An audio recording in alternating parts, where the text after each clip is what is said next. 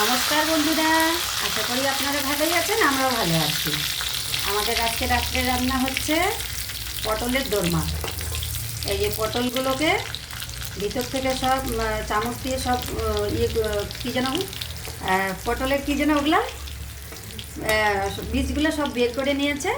ওগুলা দিয়ে ওগুলো আর হচ্ছে একটা আলু সিদ্ধ করে নিয়েছে, নিয়ে ওটাকে পেস্ট করে নিয়ে হিং সম্বার দিয়ে ভেজে নিয়েছে।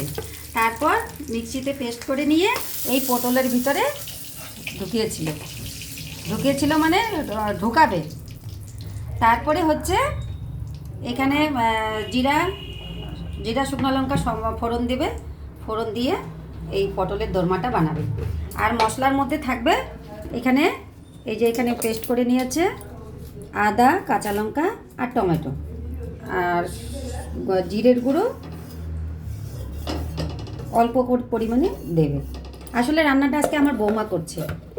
এই রেসিপিগুলো আমার বৌমা বেশ সুন্দর করতে পারে। এই যে ফোড়নে দিয়ে দিল তেজপাতা আর সামান্য পরিমাণে জিরে দিবে, দিয়ে পটলের দোরমাটা করবে। ওই পটল ভাজা তেলের মধ্যেই দিয়ে দিল। এই পটলের দোরমাটা তো কিন্তু খেতে বেশ ভালো লাগে, কিন্তু করতেও অনেকটা সময় লাগে। আমার আবার এত ধৈর্য নেই।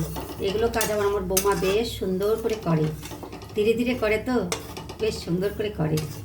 হ্যাঁ,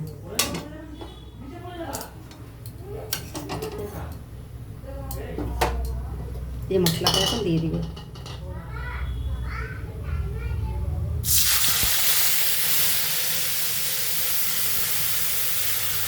মশলাটা দিয়ে দিল। এবার পরিমাণ মতো লবণ দেবে, আর পরিমাণ মতো হলুদ, আর সামান্য পরিমাণে জিরের গুঁড়ো দেবে।